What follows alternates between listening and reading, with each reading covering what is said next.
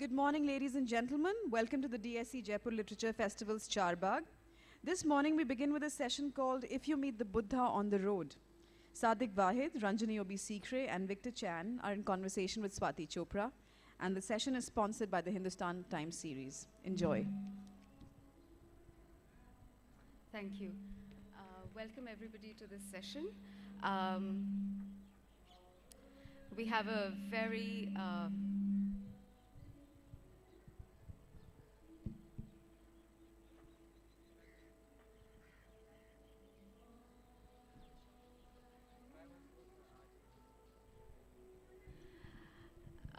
we're just trying out the mics right now. Is it all right? We have a very esteemed panel with us today. Ranjini Obeyesekere, whose background is in literature. She's a PhD from the University of Washington and then taught courses in South Asian literature and society at the University of California, San Diego and Princeton University. She has published a great deal on Sinhala writing. Simultaneously, since her retirement, she has explored in admirable detail the Buddhist commentarial literature of Sri Lanka. She has written extensively on the space for women in medieval South Asian Buddhist societies. She has translated important and much-loved Buddhist works from the Sinhala literary canon to the sacred biography of, which includes the sacred biography of Yashodhara, the wife of the man who became Gautama the Buddha. We also have with us Victor Chan, who is a trustee and founding director of the Dalai Lama Center for Peace and Education in Vancouver. He was born and brought up in Hong Kong and went on to do physics in Chicago. For more than 3 decades, he has walked on the road and talked at length to the Dalai Lama, with whom he has co-authored the book, Wisdom of Forgiveness, Intimate Conversations and Journeys, which has been translated into 14 languages. He also has a deep association with Tibet, where he has traveled extensively and about which he's written a very authoritative pilgrimage guide. Also with us is Siddiq Wahid. Professor Wahid was born in Ladakh, was educated by Jesuits in Darjeeling, received his PhD in Inner Asian Studies from Harvard University, where he's also taught. He has been Vice Chancellor of Kashmir Islamic University, where, among other things, he set up a Center for Comparative Civilization. His writings include a book on Ladakh and numerously widely read articles on Central Asia, Tibet, and the Kashmir conflict. He has also been deeply involved as an activist in Jammu and Kashmir, and in 2001 was named a member of the People's Election Commission of the All Parties Hurriyat Conference. So welcome all of you. And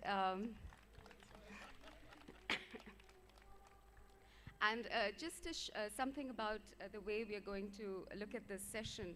I'm sure all of you are very intrigued by what the title of the session means, If You Meet the Buddha on the Road.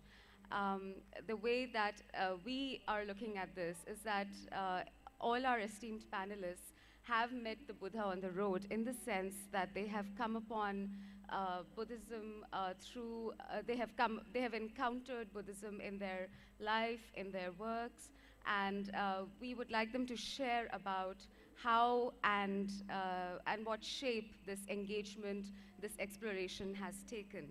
So I'd like to start with Ranjini. Ranjini, you say that you're a Buddhist, you talk about being a Buddhist, and you were born a Buddhist. And in fact, your academic work has also been, in Buddhism. So how much of, how have you met the Buddha on the road in terms of both academics and your personal experiences? I come from Sri Lanka, which, as you know, is a Buddhist country. So I was born to a Buddhist family, and I grew up in a Buddhist environment. And I also consider myself a Buddhist. However, my Buddhism is probably very different from many, many others in the country, because for me, what I found most attractive as I grew out of childhood and began to explore for myself was was the openness of the religion. I mean, you had enormous numbers of sects, you had different kinds of Buddhism, Theravada, Mahayana, Vajrayana, etc. But you didn't have to belong to any sect. There was nothing that pushed you to perform rituals in any particular way, to even perform rituals at all. And this openness and this pluralism was what I found most attractive. And that has conditioned my life, I think, in the years that followed.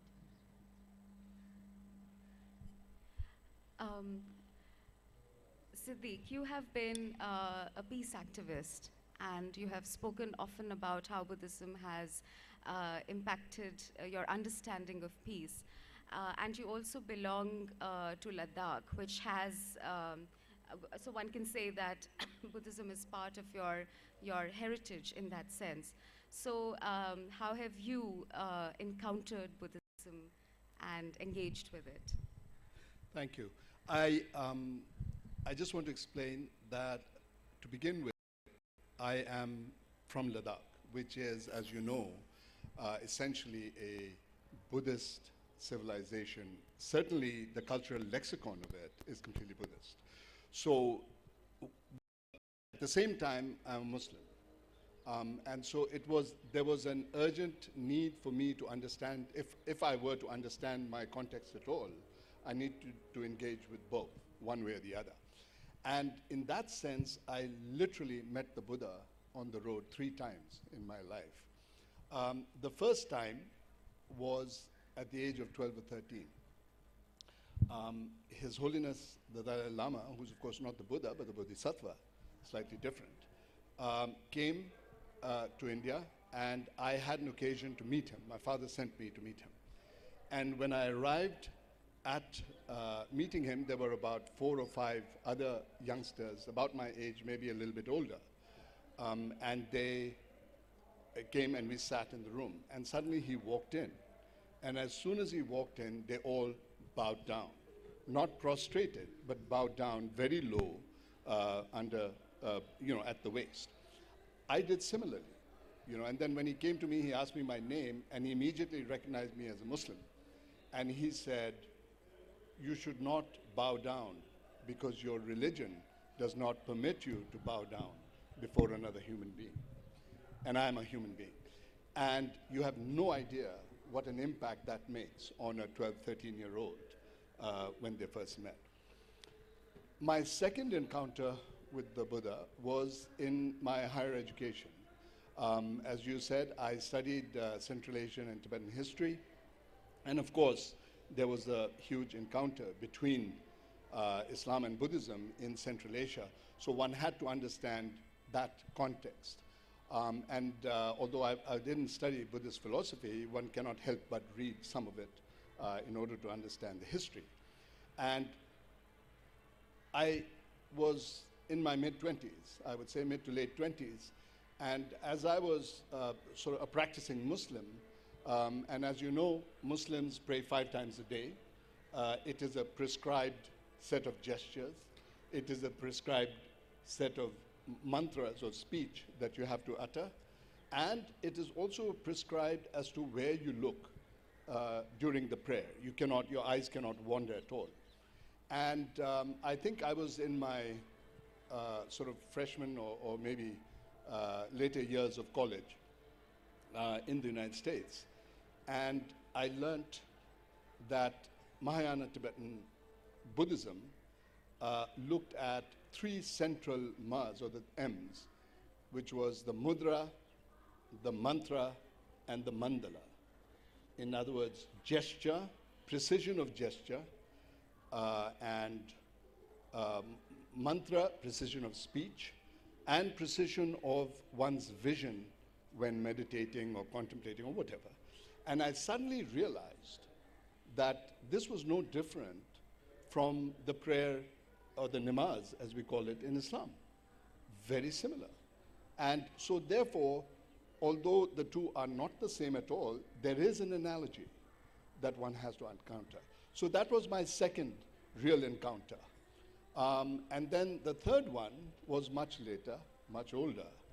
And this was about 10 years ago, 13 years ago now, my goodness, that I went to Lhasa. One side of my family came from Lhasa in central Tibet. And I went immediately to see the mosque, which we talked about in the family a lot, in Lhasa, in central Lhasa, along what is called the Barkhor. And I went there. It was much smaller than they told me it was. And it was in fact, it was very, very small. But it affected me. I thought, oh, it's very nice, and so forth. Then I went after that to the Jokhang, which is the Holy of Holies of Tibetan Buddhism.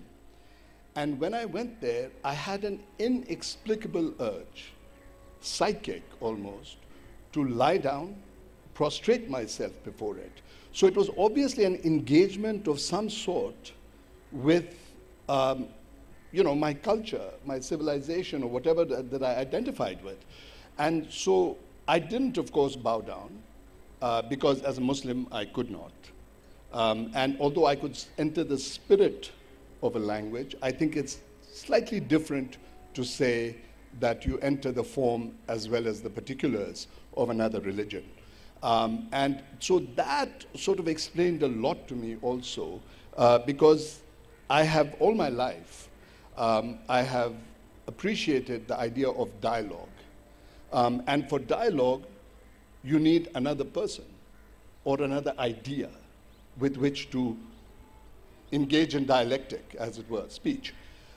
And I suddenly realized that Buddhism was that idea, that philosophy, that thought with which I dialogued all my life.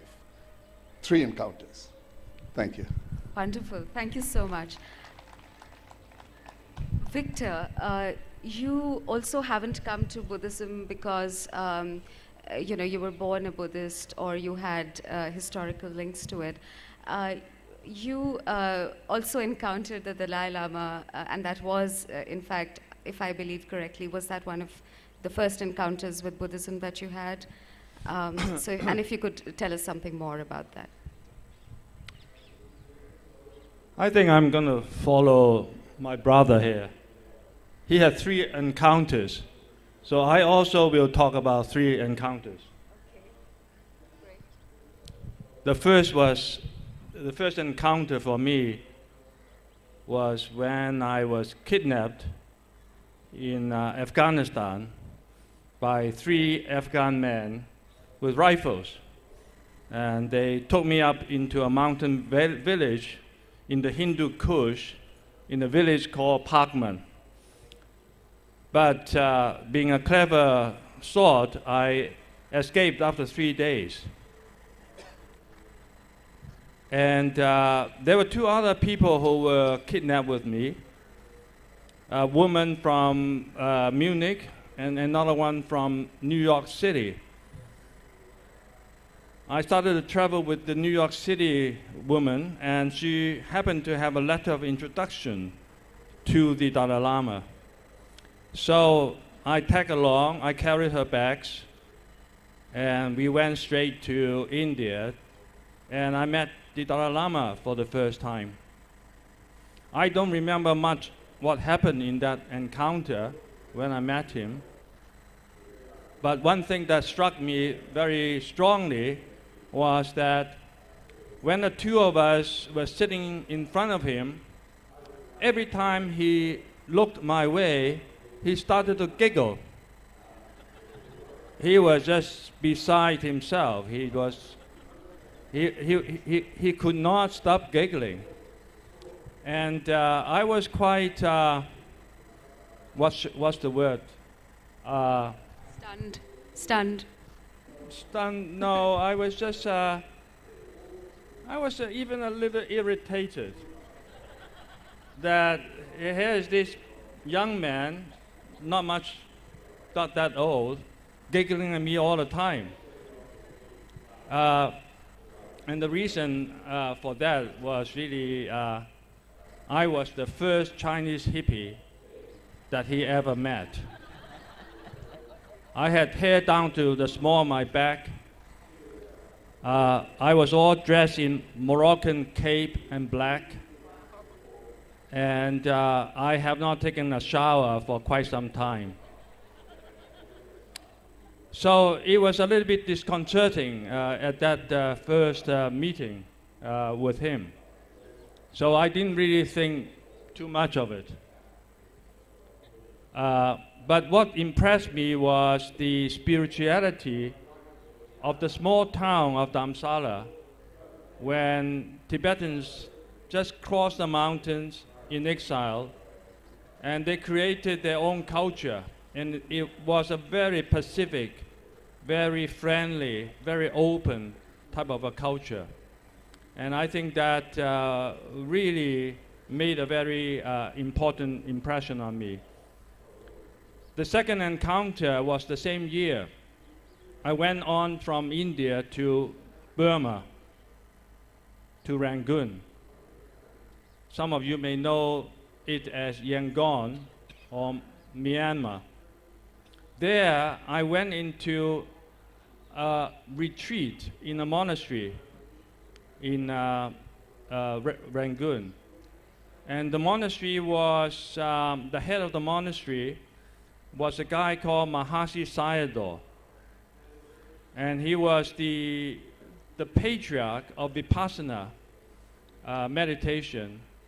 And a lot of the key teachers now in North America, people like Jack Confield, Sharon Salzberg, they all have learned from Mahasi Sayadaw.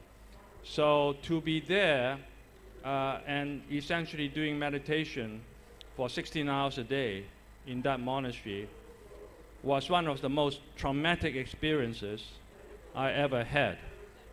If you can imagine 1 hour of sitting, and you have all these people who are sitting perfectly still, and I just keep on scratching my head and moving my body around, and you know, it was agony. It was pure agony.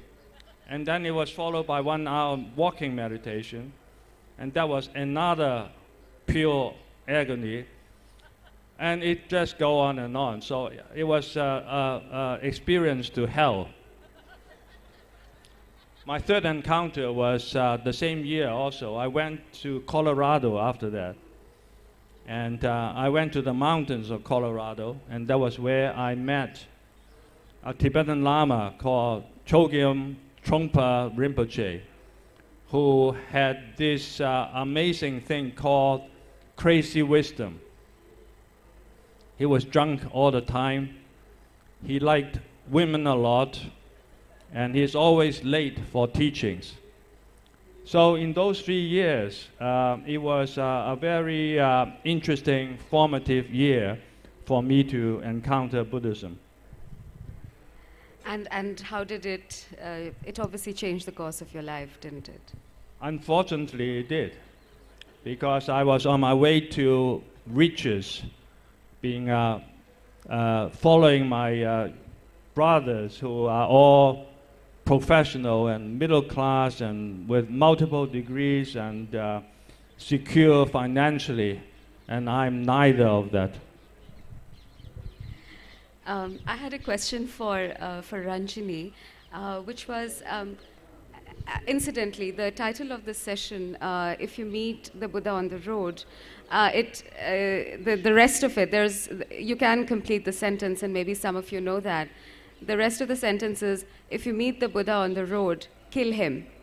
And this comes from a Zen saying where obviously they're not telling you to kill the Buddha or anybody literally, but it is pointing towards getting out of the conditioning that we usually operate from, and to not revere and to question everything. You know, it's pointing towards the need to question whether it's the Buddha or whether it's his teachings, because we also heard His Holiness the Dalai Lama tell us yesterday that, you know, the path of Buddhism is one of interrogation, is one of constant questioning, or should be one of constant questioning, because the Buddha himself said that, you know, you must don't take my teachings at face value, you know, question everything, even what I say. So this particular saying, the Zen saying,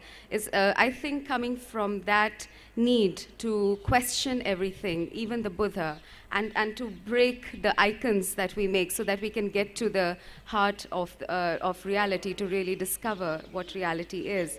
But Ranjini, in a culture like the Sri Lankan culture, as also a lot of other traditional Buddhist cultures, a lot of it is faith-based. A lot of it is, you know, it's not really about going out and questioning the Buddha's teachings. It's about revering the Buddha. So how do you see these two aspects? I think the Buddhism, as it's practiced in Sri Lanka, has a huge range. There are those for whom ritual is very meaningful, so they go to daily ritual. I have a sister who's very much involved in ritual and meditation. There are those who go completely the path of meditation, and there are those who question. And I guess I didn't have the kind of encounters that my two colleagues have had. I, having grown up in a Buddhist world, began rather to move away from the ritualism and those aspects of Buddhism. And what I found fascinating and what I found meaningful for my life was that exactly what the Dalai Lama was talking about, that the Dhamma is really a raft to take you across the river.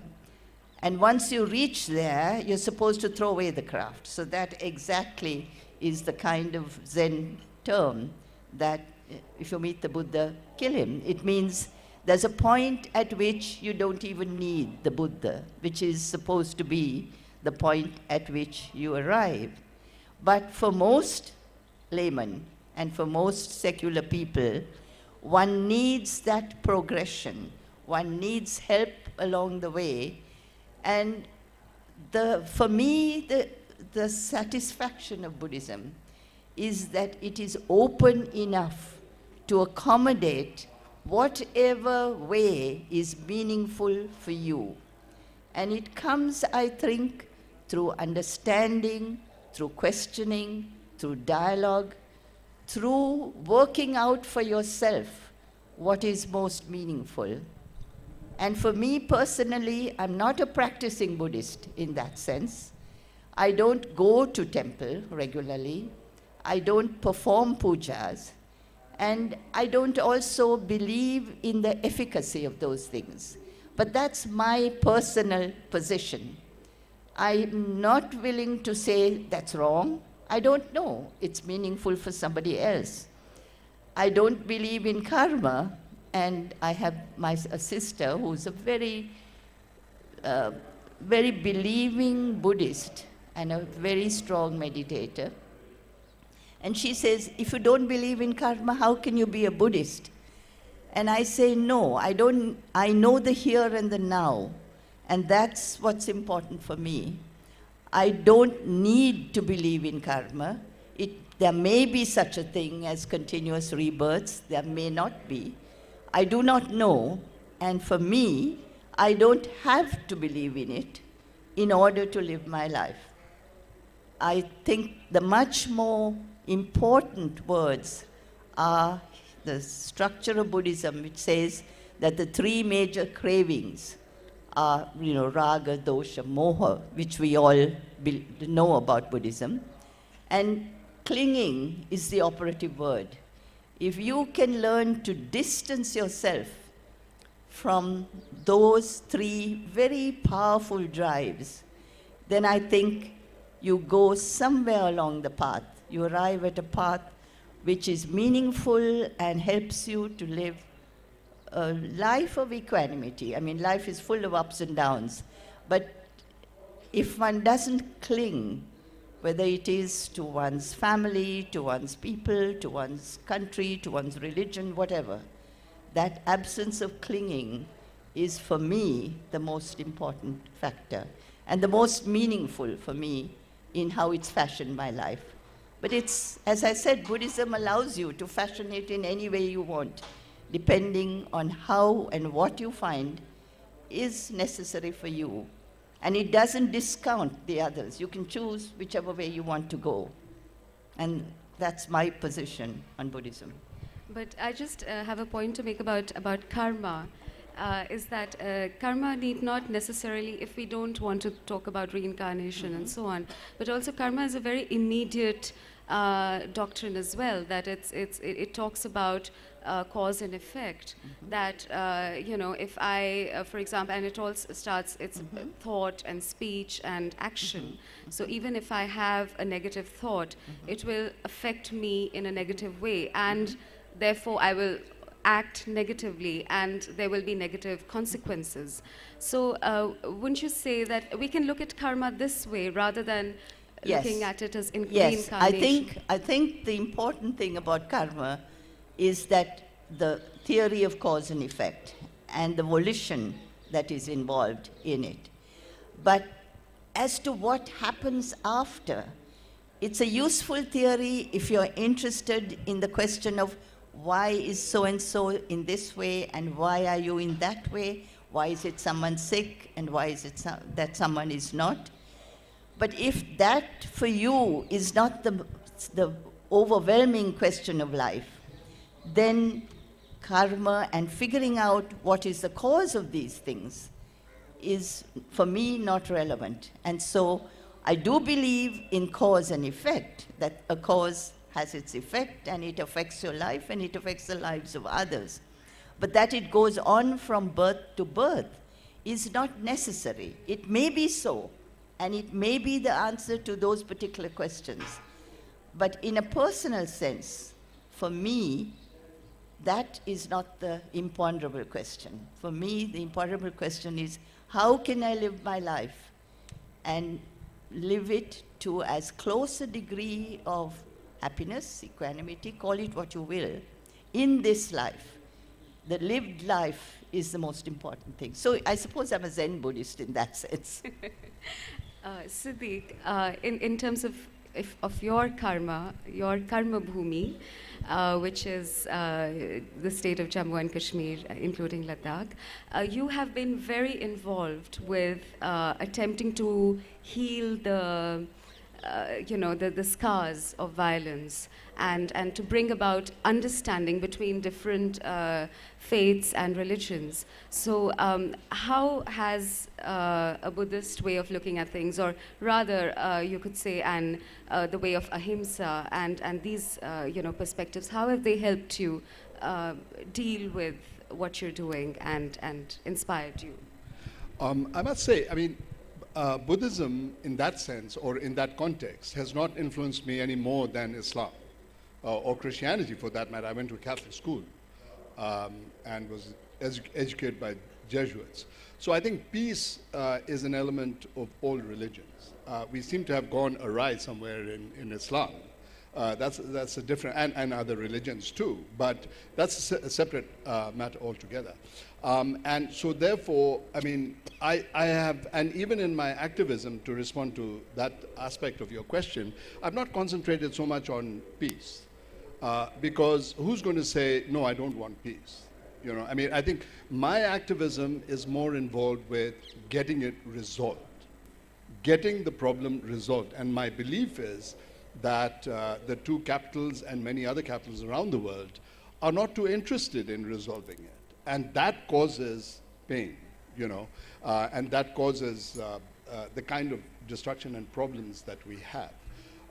So I hope that answers your question. Victor, you have spent a lot of time looking at how the Dalai Lama dialogues with people, talks to people all around the world. And I mean, this is something that we could imagine the Buddha also having done, when he was walking on the road and, just walking large swathes of North India and constantly engaging with people, talking to people from kings and queens and so on down to, the people on the road, the people on the streets. So how do you see this whole process of dialogue in a current context that the Dalai Lama has been trying to engage with? I mean, he has this tremendous openness and this way of engaging with everybody around him. And so if you could just tell us something about this conversing as a way of understanding and perhaps teaching as well. Difficult questions. Going back to the king and queens and so on, I think that he fundamentally is much less interested in talking to king and queens, although he is thrust upon that situation that he meets kings and queens. But in my travels with him, I am firmly of the opinion that if he meets a beggar, if he meets someone who have a young kid who has polio, whose clothes are in tatters and living on the street, those are the people that he is the most attuned to, and those are the people that he wish he could be of help to them. And this is something that I have seen over and over again. But in terms of his wanderings, of course, he has said himself many times that there are three major commitments in his life. And the first and foremost of that commitment is really to spread the idea that the most important thing in life is to be compassionate, to be of service to people, and that if you do this, you come into a strange equation which he calls wise selfish.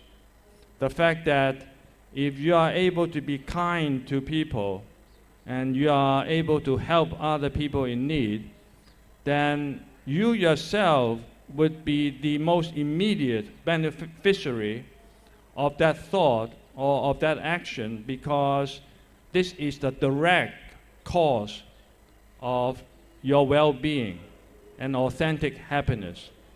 So this is really a key message of him when he goes around talking to people. But underlying that, he also talks a lot about the importance of educating the heart, that education is essentially the vehicle by which you can attain and foster a sense of real compassion, empathy, and altruism. He says you need to start being educated in the heart when you are young, when you are able to be more receptive to the idea of the other person's pain and situation, so that you can develop empathy from a very young age. So he spent a lot of time trying to influence people to balance this idea of educating the mind with educating the heart, to cultivate kindness, to cultivate inner peace, and so on, and doing so within the context of the education system, in the classroom, in the family, and so on. Ranjini and Siddiq, both of you, you come from areas that have had recent histories of conflict.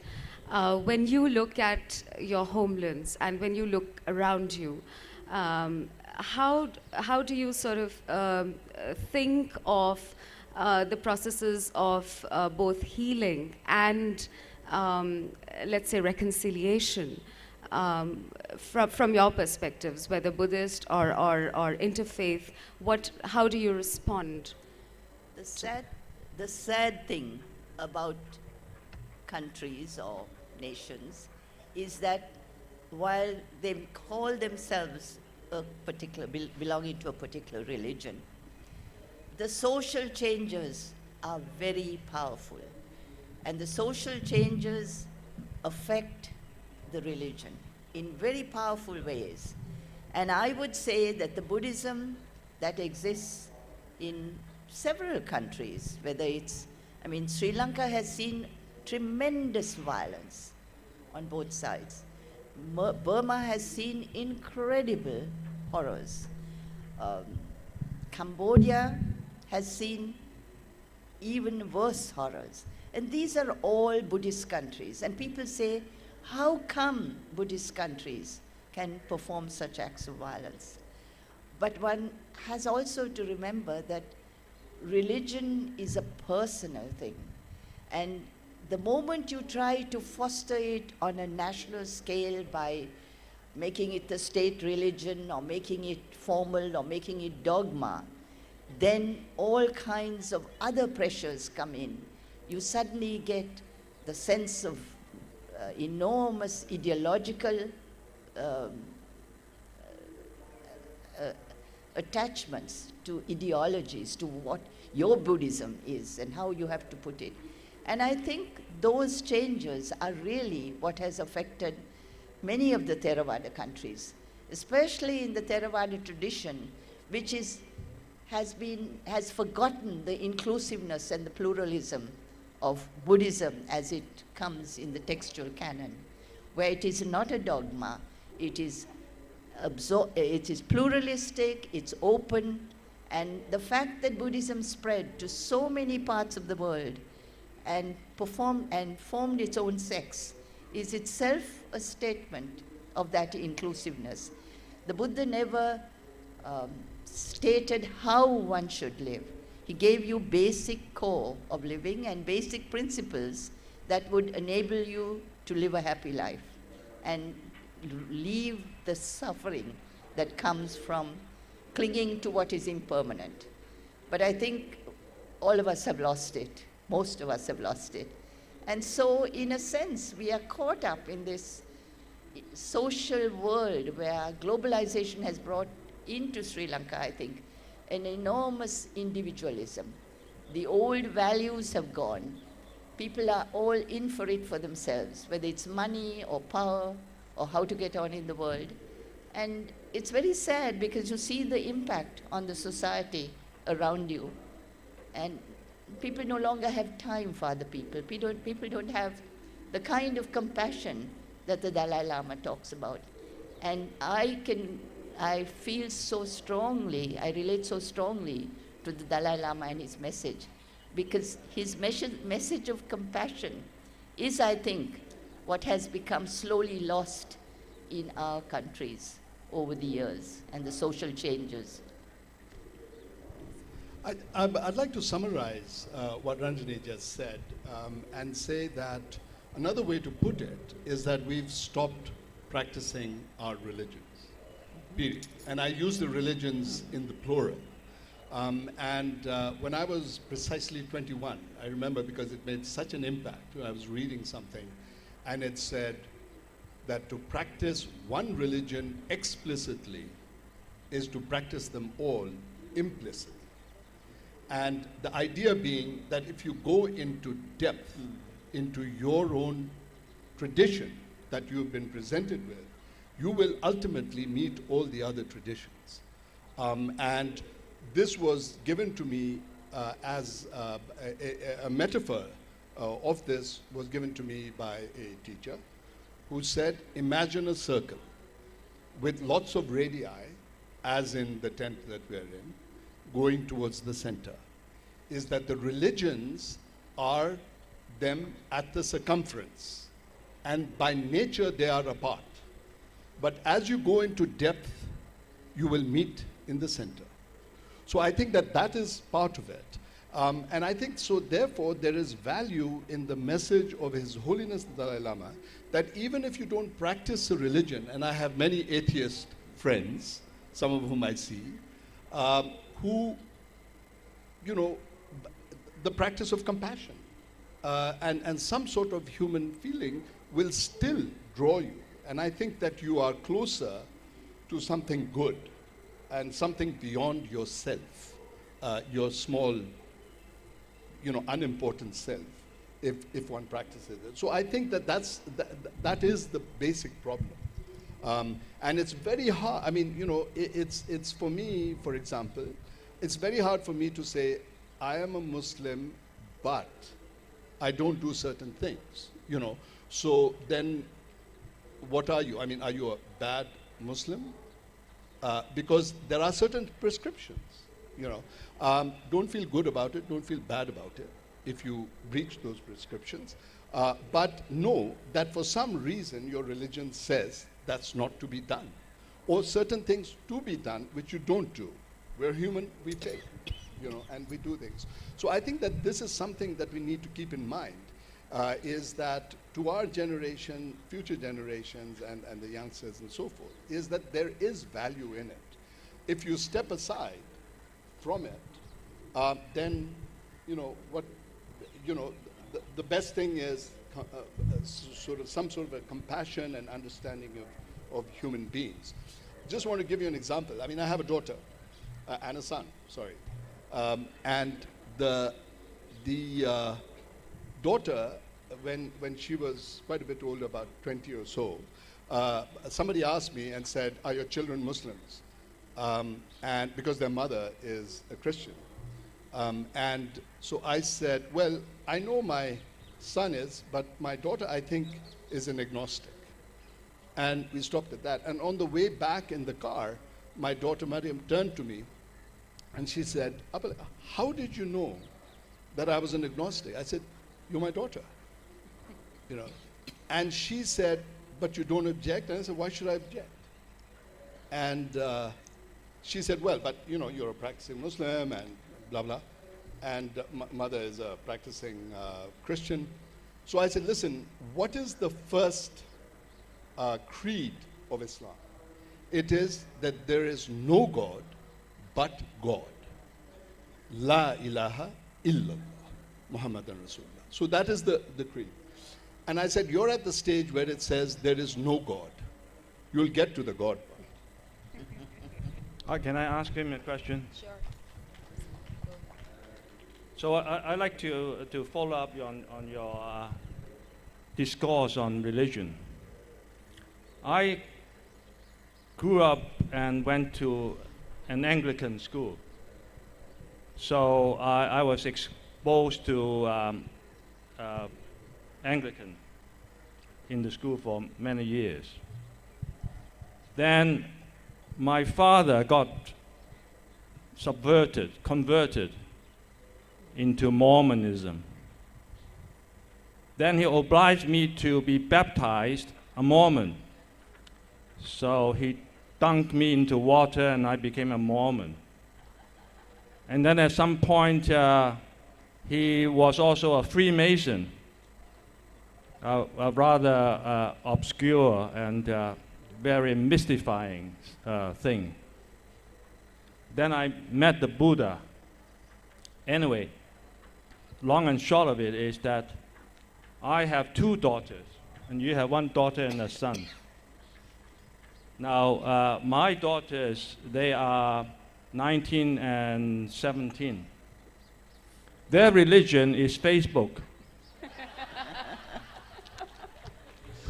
You know, instead of holding a Bible in their hands, they hold a smartphone, and that never leaves their hand. So if someone is to ask me a question, what religion my daughters have, I would say Facebook. So my question to you is, you know, you talk about the religion, you talk about the circle and the radii, and you know, you go into depth and everything meet together. But how do you start? You know, can you tell me what I should do with my two daughters? far be it from me to tell you what to do with your daughters. I don't tell my daughter what to do. I mean, that's not. I don't know. I mean, I think we have to relax and we have to see where it takes them. Everybody, I think, is obligated at one point to ask the question, who am I?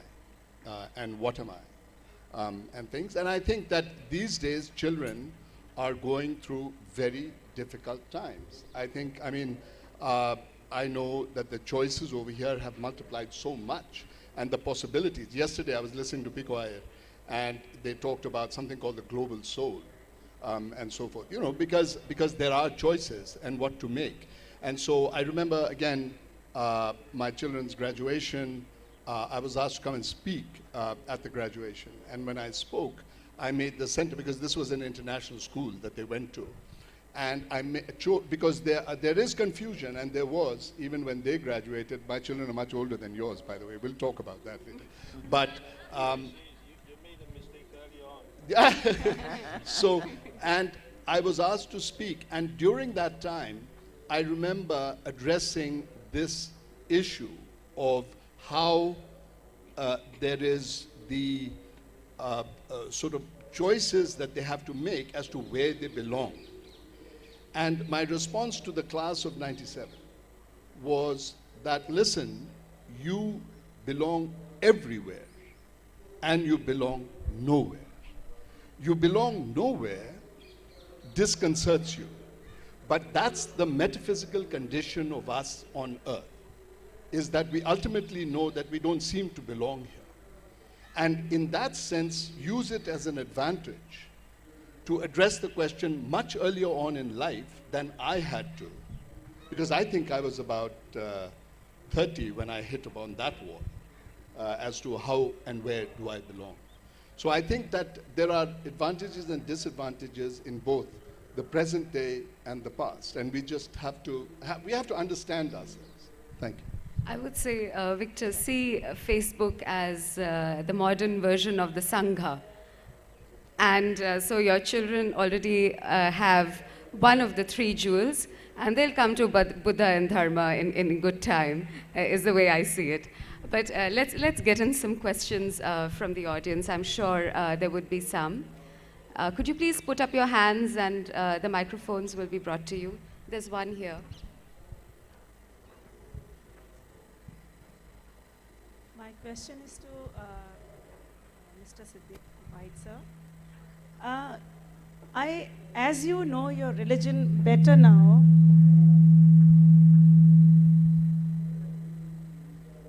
are you able to bow now on the call of your soul? I'm sorry? As you know your religion much better now than before, as you were talking about, are you able to bow on this call of your soul now if you want to someday? To bow? Yeah. When, at the call of your soul, I think that's what the question is, that would you be ready to bow now, today? I bow every day. That's Thank you. earlier, as you would not. Yes. Thank you so much. Sir.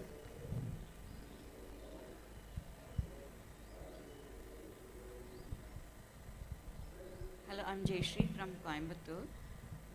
Hello. My son wanted me to attend this session. He is also writing a book on Buddha's wandering as a vanished path, a graphic travelogue. He is on the last chapter. So I was wondering why he asked me to go and hear these things. Another thing is, when I know I'm a Hindu, I'm a Muslim, I'm a Buddhist, how do I know? Only when I'm born, people around me tell you are a Hindu. You're born here, so you are a Hindu, you have to follow certain things. Suddenly I know some of the things are not okay. And my religion is the best. I must not bow to Buddha. I must not go to a temple. I must not go to a church. So what is the religion doing? Are we sitting here and managing our talks on a superficial level? or are we really, do we want to bring in a change? Thank you. Would you like to take that question? The question is that we are so and so religion or so and so religion, but shouldn't we bring in a change? That's what I understood of the question. Shall I answer it? Yes, please, Ranjini. I think that one should, at some point, as a child, you're growing up in whatever world you have been born into or conditioned. But as you grow up and you work out for yourself what you want to do with your life, I think one comes to the point where, as all of us have done, you choose what is most meaningful for you. You choose how religion does affect your life and what you want to do with it, and what aspects of it you find bring you the most compassionate world into which you can live, interact with others, and that, as the Dalai Lama said, it's that brings happiness. It's not the clinging to money, power, whatever it is, status, etc. But just what is it that brings you happiness? And I believe with the Dalai Lama that it is compassion, it is finding what is meaningful for you in interaction with others. And one makes one's choices. I think you struck upon the important thing here, that happiness is really the kind of a yardstick that you want to consider. And so, for example, one of the key ideas of the Dalai Lama is that everybody, no, let me put it this way, nobody wakes up in the morning and want to say to himself that he or she want to be miserable for the whole day and suffer. Everybody really wants to be happy, but it's the idea of there's a distinction between a kind of a hedonistic pleasure and something that is much more authentic, that convey you, to give you a sense of contentment, fulfillment, and your life become a flourishing one. So these are the real criterion for being happy. And for him, the surest path for that is that if you are able to give to others, if you are able to be compassionate to others, you yourself become happy and you make other people happy as well. Yes, please. You had a question? Hello, sir. Siddiq, sir, quite like your daughter, I'm an agnostic as well, and I'm really deciding on which religion to follow and contemplating the various religions. So my question is that when I'm looking at everything, I find that every religion has quite similar rituals and values to give to us, like ultimately. But when it comes to Buddhism, I feel that the philosophy appealed to me in a way that no other religion does. So I just wanted to know that at such a point in your life, what did you feel? What did you feel? Did you feel the same way that it appealed to you in a way you can't explain? So that's my question. Thank you. As I said earlier, Buddhism acted as a sort of partner in idea, if you will, a partner in idea for me to dialogue vis-a-vis Islam. I hung on to Islam. I hung on to being a Muslim. And that is an inexplicable sort of thing.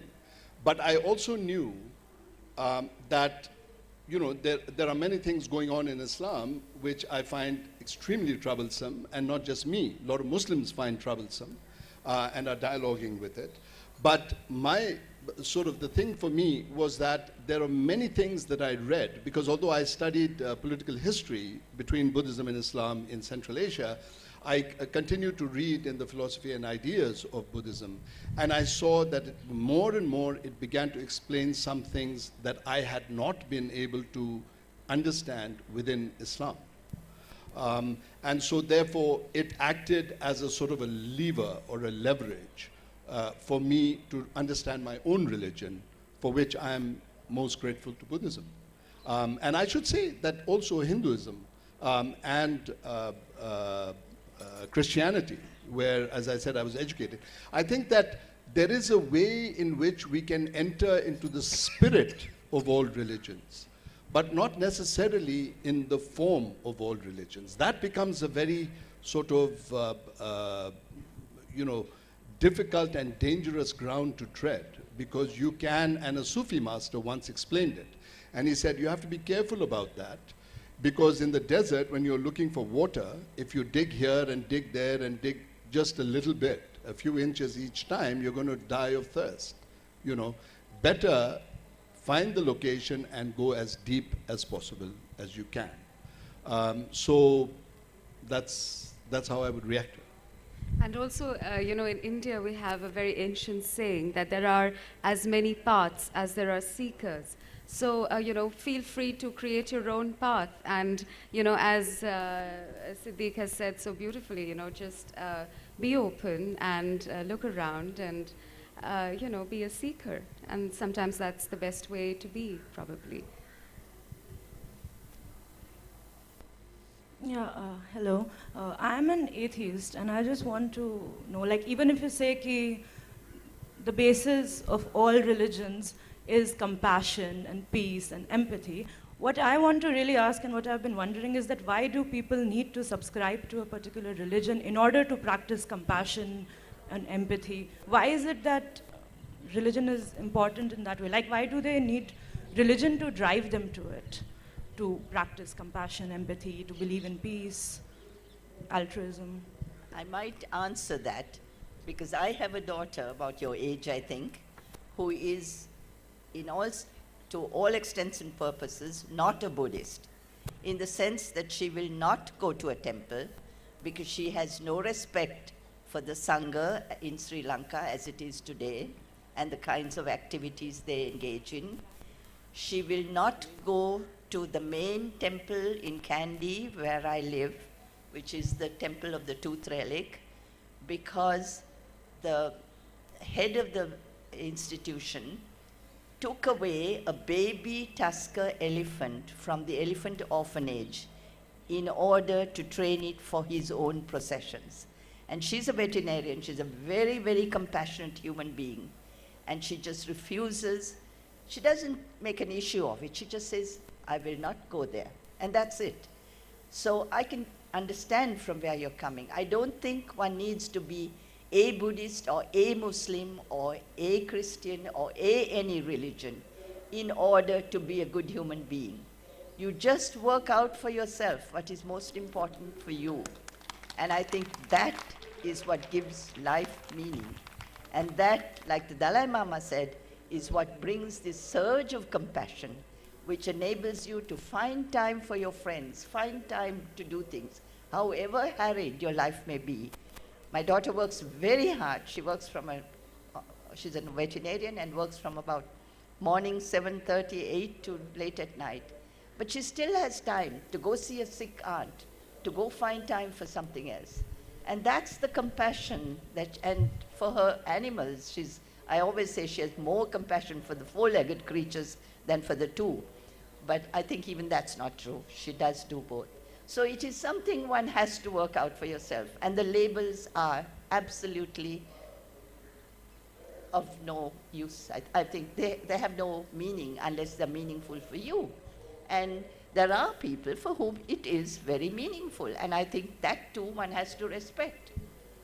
It's just the distortions of religions that happen, as you said, with the violence in Sri Lanka. I mean, in this war that we've had for nearly 30 years, Buddhist monks went and blessed the soldiers before they went to war. Now, on the one hand, they're blessing them to give them hope that they return safe, but they're blessing them to go kill another person. So there's a total distortion of the religion when the state comes into it and uses it as a force to support their ideologies. And I think one of the things the Buddha said is that clinging to ideas is as dangerous. Ideologies are as dangerous and can be very harmful for society. I mean, that's my way of putting it, but the gist of it is that.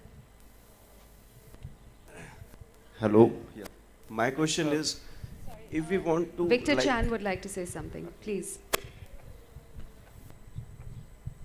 My boss, which I travel with him from time to time, the Dalai Lama, I'm struck by one thing, that when he travels around the world and talk about stuff,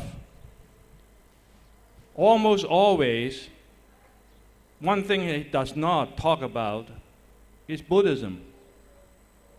He seldom go too much into religion. He talk about a kind of a secular ethics that is based on a very simple idea, being kind to others. And he says that 7 billion people in the world, by far the largest percentage are people who have no religion. And that so his talks are addressed to those people, that you don't need to have a religion as long as you are being kind, you are being considerate, and you take into account of the welfare of other people. So these days, it's quite unusual situation for me to hear him talking specifically about religion. Yes, sir. Yes. If we want to summarize the Buddha teachings in a one word, what I think that is meditation. Not only of the Buddha, but all the masters ever walked on the earth or is walking. See, we are talking about compassion, love, kindness, and all these things. I think these things cannot be taught. So what is your question, please? See, what I just want is how we can make this society more meditative. That is the most important thing. Thank because, you. Okay. Thank you very much. Would any? Good question. And I think prior to meditation, which is a very rigorous method, incidentally, it's not sort of fluffy stuff and things, there is contemplation before each act that we do, a full process that goes, whether it is getting up in the morning and knowing what we're going to do in our activity and so forth. I don't know that we have the contemplative spirit anymore amongst us, or at least that it is that popular, because when you wake up with a telephone in your hand or go directly to your internet sort of connections and so forth, do we really take time to take off, and spend about 15 minutes thinking and contemplating our position today? I think that those are some, I'm no one to tell you, really, frankly, but I think that those are some of the very simple things that we can do. And meditation is a big word, but what does it take to say for 10 minutes, for 15 minutes, I'm going to sit down on a comfortable couch, cross-legged, lying in bed, and just contemplating our state today in the world, our position in the world. I think that those are simple acts done regularly that will help us.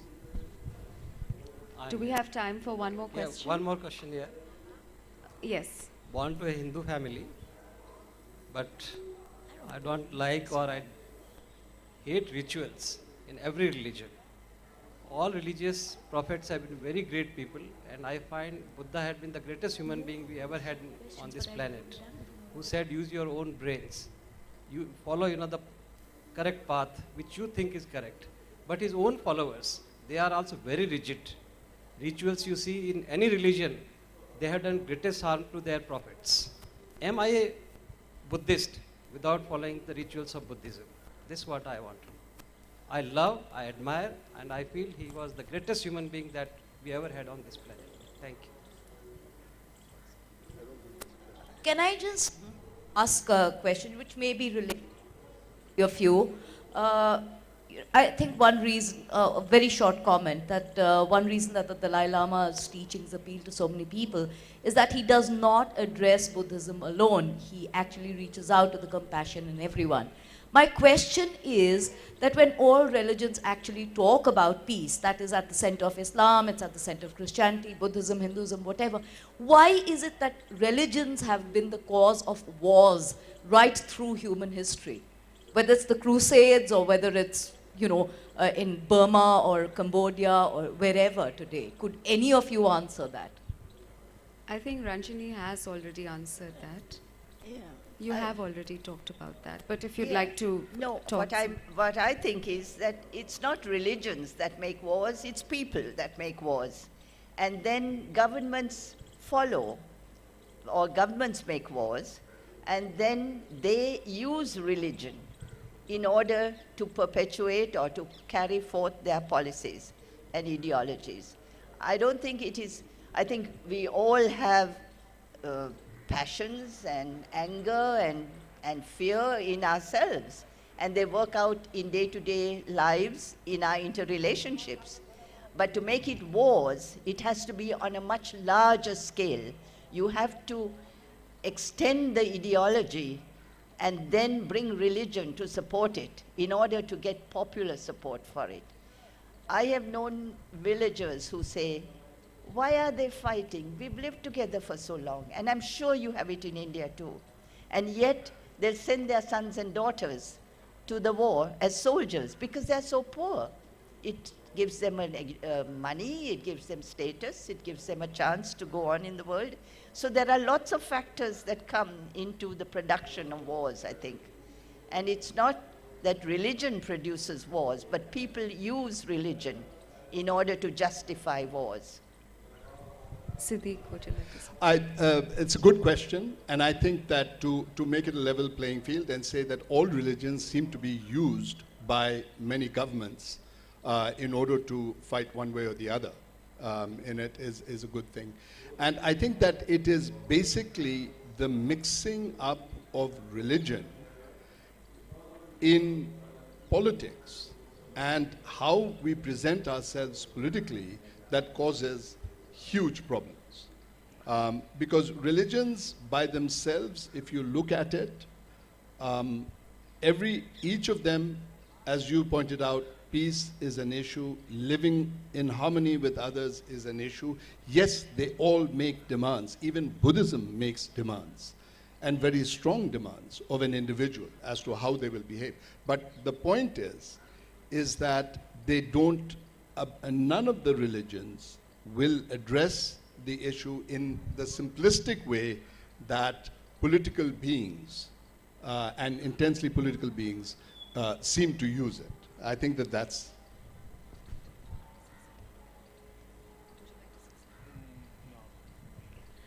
Thank you so much, Ranjini Obeyesekere, Siddiq Wahid, Victor Chan, and thank you all for being such a wonderful audience. Thank you.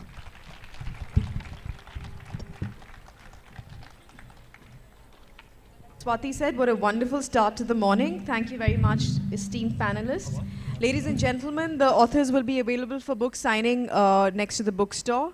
Please take your books and get them signed. And I request you to put your phones on silent. It's very, very distracting if it rings in the middle of a session. Thank you.